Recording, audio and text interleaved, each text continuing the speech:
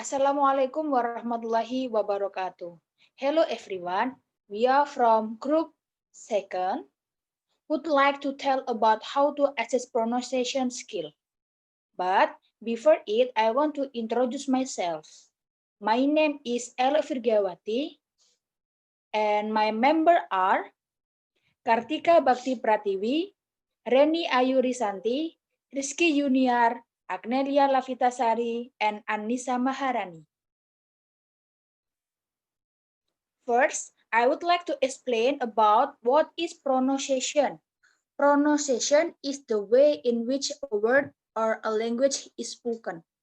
This may refer to generally agreed upon sequences of sounds used in speaking a given word or language in a specific dialect, correct pronunciation, or simply the way a particular individual speaks a word or language. Intinya, pronunciation adalah pengucapan dalam bahasa Inggris yang di dalamnya ada artikulasi, penekanan, dan intonasi.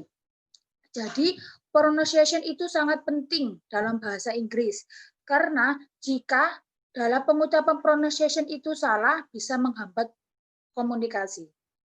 Oke, the next slide. What to assess?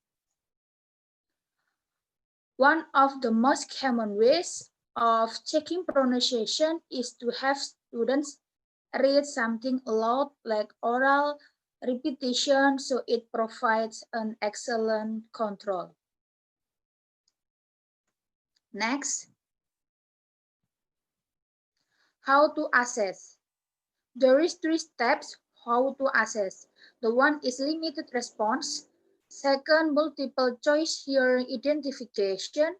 The third is read aloud. First is limited response.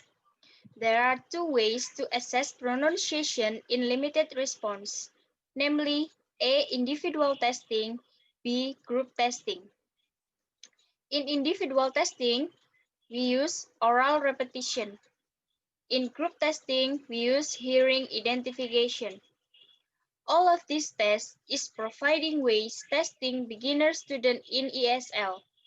We can guide the student to answer by direct physical responses, pointing to question about pictures, shapes, or letter, and also by same different form. A. Individual testing, oral repetition. Oral repetition items are useful for students who cannot read or write English because they can simply listen to what their teacher says to them and then repeat it. Oral repetition is one of the easiest of all exams to prepare because the test could indicate potential for learning English as much as present skill in using the language. Maksudnya di sini, oral repetition ini tes untuk pengulangan pengucapan. Jadi, tes ini cocok untuk siswa yang tidak bisa menulis dan membaca bahasa Inggris, tetapi mereka lebih mengerti jika langsung mempraktekannya. Jadi mereka mendengarkan apa yang guru mereka ucapkan, lalu mereka mempraktekannya ulang. B. Group testing, hearing identification. Speaking is the ability to hear and identify various sounds. Auditory perception is a listening skill, but good pronunciation depends on how well we hear is spoken. For beginners, the use of visual in testing can emphasize the difference in meaning between words which sound familiar. Di hearing identification ini, siswanya mendengarkan apa yang gurunya ucapkan, tetapi di sini pronunciation yang diucapkan oleh gurunya harus bagus. Jadi mereka bisa menyampaikannya dengan benar. Oke, next slide akan dijelaskan oleh Kartika. Thank you, Anissa. Here I would like to show you the example to how assess pronunciation, especially in limited response. There is picture. In this slide, we see that several pictures that are house, shoes, car, and tree. So when we assess pronunciation with this, the first thing that we have to understand, we have to know the characteristic of each student. Like this example, please point to the house. Please point to the tree. Jadi maksudnya untuk penilaian ini, siswa ini nanti akan diarahkan oleh guru untuk mendengarkan, kemudian mereka akan mengisi gambar, memberi tanda pada gambar sesuai dengan perintah yang diberikan oleh guru. The second is we can use shapes. Ini juga sama seperti contoh sebelumnya, kita menggunakan gambar sebagai visualisasi kepada siswa ketika mengerjakan soal atau lembar kerja. Next.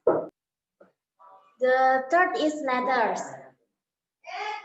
Untuk ini kita harus lebih teliti pada saat mengarahkan siswa karena pada huruf atau abjad itu pasti ada perbedaan seperti capitalization dan juga visualisasi dari abjad itu. Contoh di sini, please show me the capital A. Nah, di sini kan tertera ya, capital A itu E besar, bukan E kecil. Jadi siswa harus tahu dulu perbedaan capitalization A besar dengan capitalization A kecil. Next. The last example when we have to assess student in pronunciation is the form of same different. Both words have the same sound but have different writing. When someone pronounces something, then the resulting sound will be the same but have a different meaning. Maksudnya di sini, ketika kita mengatakan sesuatu, ketika kita pronounce something, akan terlihat mirip antara satu dan lain. Contoh di sini ada pair, kemudian pair, pair, pair, pair, pair, one, one, one, one. Ini sedikit sama hasil pronunciation-nya. Jadi tentu harus ada penekanan baik itu di stressing dan lain sebagainya. Jadi untuk kesimpulan ketika kita ingin mengakses siswa terutama pada pronunciation di limited response, kita harus melatih dulu pendengaran dan juga cara berbicara siswa. Mengapa? Karena pada saat kita mengucapkan sesuatu, when we have to speak in English, ini pasti akan dipengaruhi oleh beberapa faktor, misalkan pada logatnya, intonasi, penekanan kata atau expressive, dan juga penyampaian kata per kata. Nah, inilah mengapa pada saat kita belajar pronunciation, belajar listening juga sama pentingnya karena kedua skill ini saling berkaitan. Well, the next slide will be delivered by Rizky Yunia. Thank you. Multiple choice hearing identification is emphasizing the difference between what the students hear and what the person said. The teacher makes the student listen to each sentence and choose the best paraphrase of what they hear. In addition, students who can read some English may be evaluated by using multiple choice hearing identification items. This may be in either paraphrase or appropriate response form. Sound contrast, appropriate response options, intonation, contrast, and multiple choice paraphrase are the example of these kinds of assessment. Jadi, menekankan perbedaan antara apa yang didengar siswa dan apa yang dikatakan oleh guru sangatlah penting karena dapat menjadikan pendengaran ganda. Jadi apa yang diucapkan guru harus sangat jelas. Next slide. Sound contrast. This example generally contextualize such words so that sound contrasts are associated with these differences in meaning. For instance, we might say to our students, "He bought a new cap." They would need to understand whether we had said cat or cap or cap. To emphasize the differences in meaning of these three choices, we would have them choose the best paraphrase or synonym of what they hear. Next slide. Example sound contrast. Students hear, "He bought a new cap." Students read, A, animal, B, hat, C, car. Student hear, "I will pay the bill."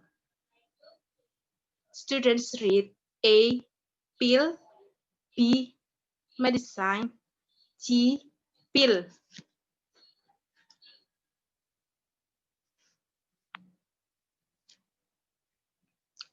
B, appropriate response option. This example is the another way to contextualize vowel and consonant contrast. In the following item, we check student ability to differentiate among I feel, and I'll feel. Student here, "I feel sick." Students read, A, did you? B, did you? C, will you? And then students here, "C is beautiful." Students read, A, is she?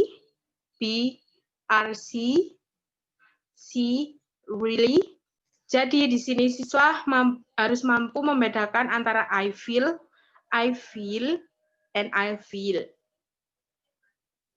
Contohnya di sini saya merasa sakit dan saya akan merasa sakit, seperti itu. Slide selanjutnya akan dijelaskan oleh Agnelia. C. Intonation contrast. The meaning behind intonation contrast like his, her brother, and his, her brother can also be evaluated by using appropriate response items. Example, student hears his, her brother. Student read A, oh, I didn't know that. B, yes, I took you knew that. C, why do you ask? Jadi, di antara kedua contoh ini merupakan kalimat yang berbeda. Yang pertama, itu merupakan kalimat pernyataan, dan sedangkan untuk yang kalimat kedua, itu merupakan kalimat tanya. Dalam pengucapannya pun berbeda. Untuk kalimat pernyataan, di sini intonasi dalam membacanya datar, sedangkan untuk kalimat tanya, pengucapannya menggunakan intonasi naik di bagian akhir atau ditekankan di akhir kalimat dari kalimat tanya itu sendiri. Next, D. Multiple choice paraphrase. A good way to evaluate contrastive stress is by using multiple choice paraphrase. As we know, a sentence such as Jack just walked into the store can express different meanings depending on which word is stressed. For example, student hears Jack just walked into the store. Student read, A, it wasn't Mary. B, he didn't run. C, he didn't walk out of it. Jadi di sini contoh ini memiliki makna ganda tergantung di mana penekanan kata yang akan ditekankan. 3. Read aloud. An instructional practice where teachers, parents, and caregiver read text aloud to children. The reader incorporates variation in pitch, tone, pace, volume, pause, eye contact, question, and comment to produce a fluent and enjoyable delivery. For beginner, reading aloud can be through storytelling and poetry. Di sini praktek pembelajarannya di mana guru, orang tua, dan pengasuh membaca teks dengan lantang kepada anak-anak. Poin baca di sini menggabungkan variasi dalam nada, kecepatan, volume, jeda, kontak mata, pertanyaan, dan komentar untuk menghasilkan penyampaian yang lancar dan menyenangkan. Dan untuk pemula di sini disarankan untuk storytelling dan putri. Yang dimaksud di sini itu bercerita dan membaca puisi. Next. The most common ways of checking pronunciation is to have students read something aloud, like oral repetition. However, the skill of reading aloud is different from talking. There are 3 points to keep in mind when preparing reading aloud items. A. When using list of sentences, evaluate only 1 or 2 points per sentence. B. Use natural language. C. Avoid signaling to the student which pronunciation point you are testing. Di sini cara paling umum untuk memeriksa pelafalan adalah meminta siswa membacakan sesuatu dengan lantang seperti pengulangan lisan atau oral repetition. Next, selanjutnya akan disampaikan oleh Reni. When using list of sentence, evaluate only 1 or 2 points per sentences. Evaluated only 1 or 2 items per sentences. For example, these sentences look at the contrast between the voice, the pronunciation, and the pronunciation.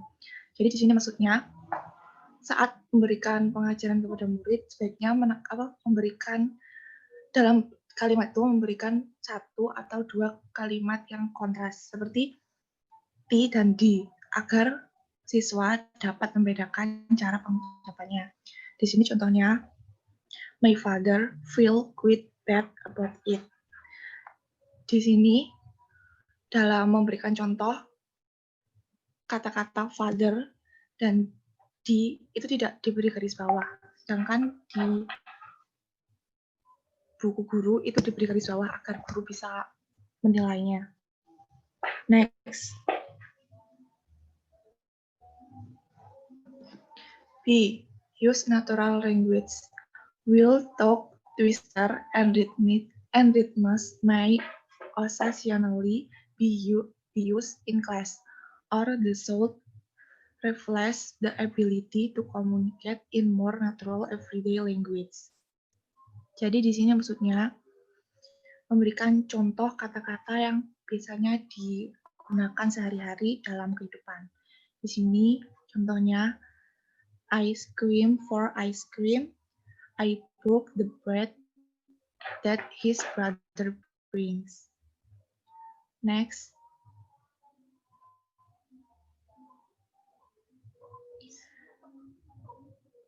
Avoid signal the point being tested. Often a student can produce a sound correctly if they concentrate on it, but in normal space, they might not do so well. In order to get an accurately measure of how students normally express themselves in English. Jadi ini artinya hindari memberi isyarat pada poin yang sedang diuji. Karena seringkali siswa dapat menghasilkan suara yang benar jika mereka berkonsentrasi pada teks tersebut. Makanya untuk menghindari siswa salah dan agar siswa dapat berkonsentrasi, maka hindari isyarat pada poin yang sedih. Contohnya di sini, she love her brother, dan they want you to sail the boat, not sell it. Okay, well, your presentation is done. Thank you for watching. Assalamualaikum warahmatullahi wabarakatuh.